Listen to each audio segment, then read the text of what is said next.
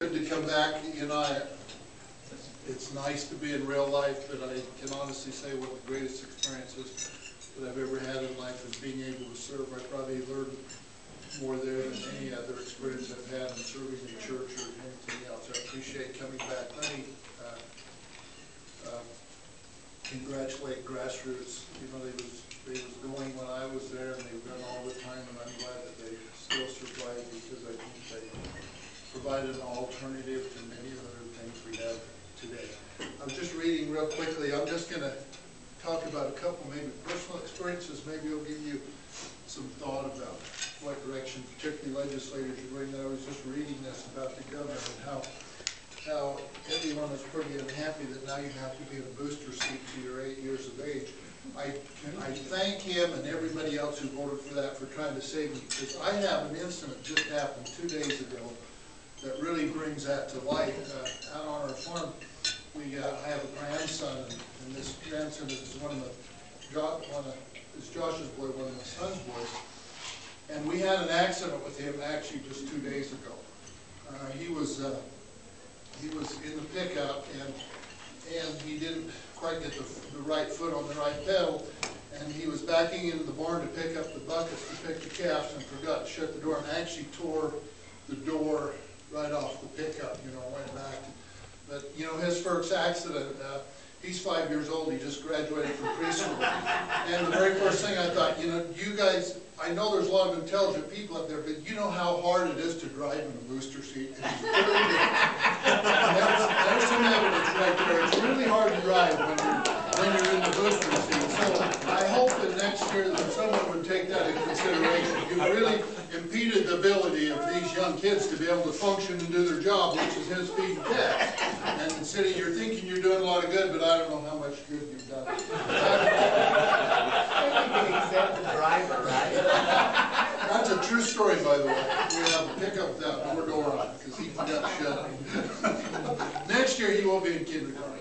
So, real quickly, I don't want to take a lot of your time. I'm thinking about when I first went to the legislature the first week. There was a good friend of mine, maybe you remember. I'm sure you would. Byron Harvard. Byron Harvard had graduated in political science. He had his law degree, and actually he writes for a business because he prints the state code book. So there's nobody in there more adept to political things than Byron Harvard. And he got up and he stood on the floor one day. I was there the first week, and he says, which I agree with. This is such a privilege and honor. Not many get to do this, and I agreed with all that. And he says, I wanted to do this all my life. He's been there. This was his second term.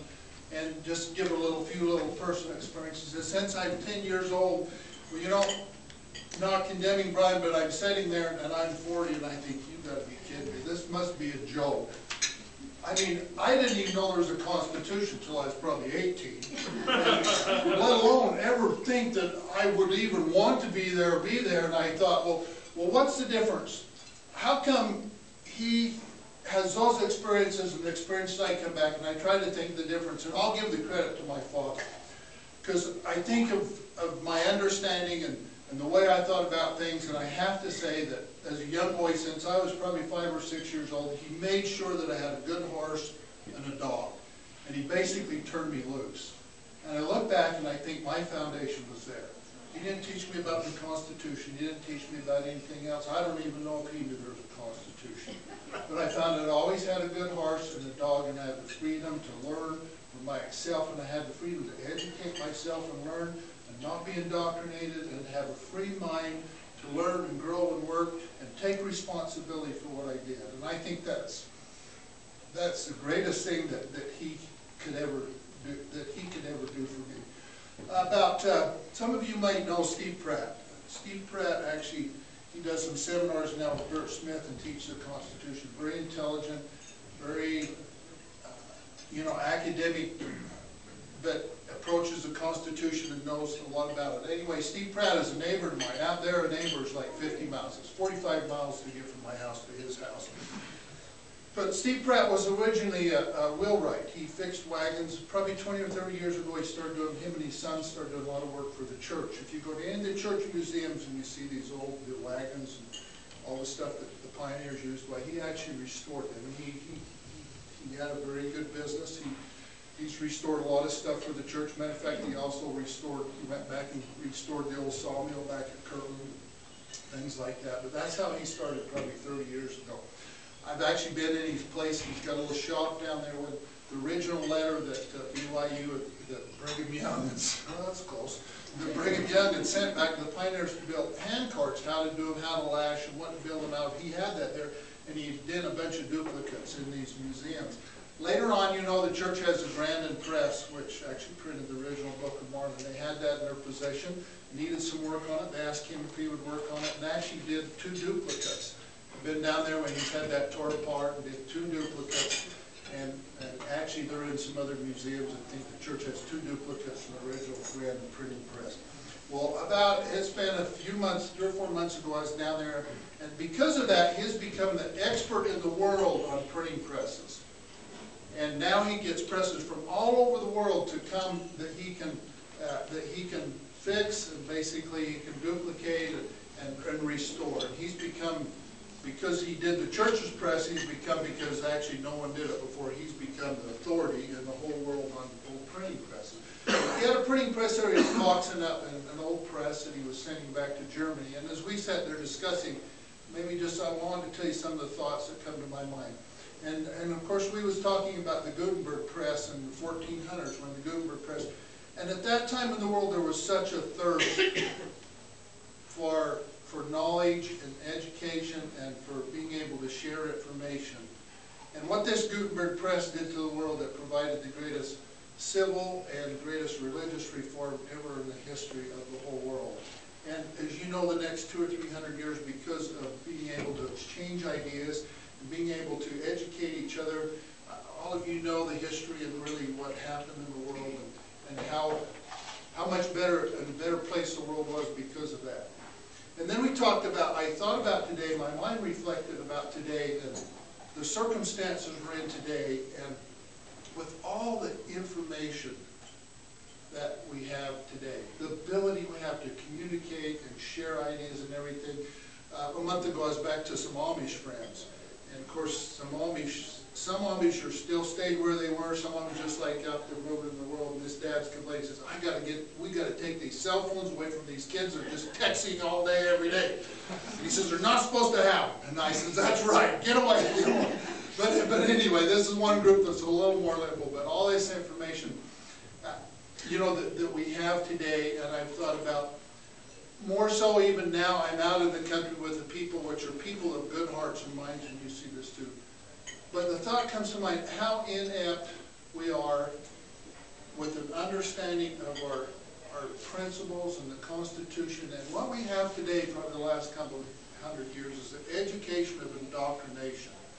We have all kinds of material, but we're indoctrinated so deep to socialism and programs, and we've never seen a government program we didn't like. There's not a subsidy we didn't like, and I'm telling you, the good people, the bad people, and everybody, we're so sucked into this so deep.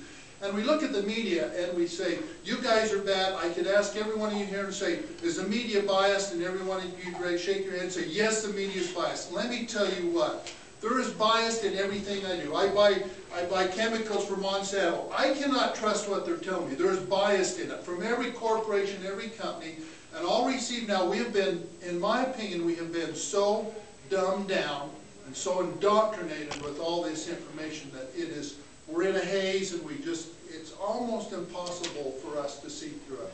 And maybe if you don't mind relating to church experience, my only counsel would be to you and everyone else, we must find out for ourselves.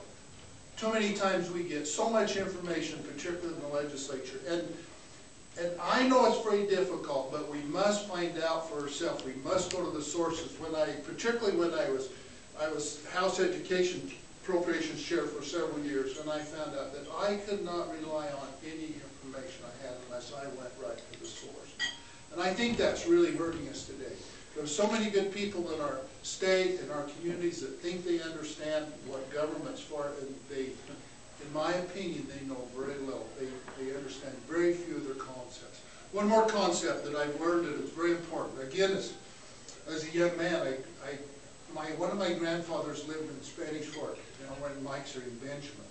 and he was a sheep man. Both of them on both sides had agriculture, but he ran sheep, and we'd go down and I'd help him with the sheep, and in the summer we'd take the sheep to Strawberry. In them days, the farmers actually owned Strawberry, the government did it, by the way. But anyway, they took them up there, and in the fall, they'd bring them back and they'd put them in the fields. This is out west of Spanish Fork. And one day in the fall, we was there, and we got up in his old pickup, it was about a 51, we went out. And the dogs, you know, some of you may know, that when dogs get together, they get in packs. And the dogs had been in the sheep that night and actually destroyed and killed several of the animals. And we had to actually kill some of the rest because they was wounded and everything else. And I've thought about that experience and all. And my grandfather taking me around with him, I was probably 8 or 9, and this was a real, you know, in my mind I can continue to see that because it was not something that I've really seen a lot before, but the tragedy and seeing what happened and think, these dogs must really be bad, you know, I mean, these people or dogs are really bad. Well, as we went around all the little farmhouses in there, we'd pull up to the yard, and everybody's step was a little puppy dog. And he'd run up and he'd be wagging his tail, and he was so happy to see you and everything, and he was totally harmless. And as you'd put your hand down to pet him, on every one of these puppy dogs' mouths there was blood. Now that dog was as simple and plain and nice, but he had participated in what had happened that evening. We're no better as people. We never break out of the group. We want to be popular. It was Brother Verlin Anderson that taught me that we're going to be accountable individually with the same thing we do in groups. And I've always reminded that concept. We get in the legislature and we want to be popular. We all want to be liked. There's no question. There isn't any of us that want to be liked. We all want to be well thought of. And that, but that's a concept I've ever remembered that, and conscientiously, in anything I do, I try to understand that concept and understand that sometimes, well, all the time, people have to stand up and sometimes be indifferent, sometimes be criticized, sometimes be condemned because of the way you think and what you think. Because we're all just like, we see people all the time, and we must teach this to our citizens too. They'll do things in groups. You know, I used to tell that story to the UEA. That's why they didn't like me. But I think as individuals in any part of our life, whether we're legislators or whatever else, it's important to us that we stand up, we implement those correct principles in our life, and we do those things that we're supposed to do. It's good to be with you this day, and I appreciate you, appreciate the invite to come back and be with you.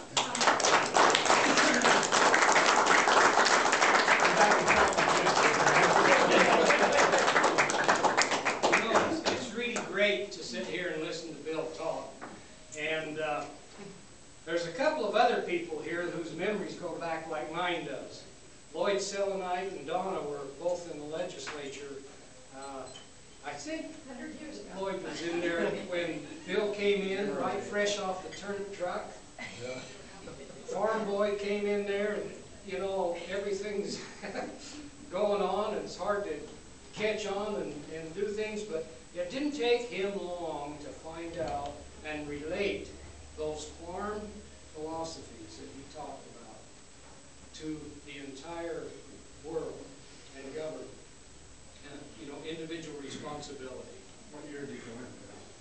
I think the year after you went out. I went in '88. After the UEA gave you vacation? Yeah, I went in '88 and served till what? 2012. I was 16 years to 202. But it was great to see him. I was in the Senate when he came in, and I was in there 2 or 3 more years, and then I left because of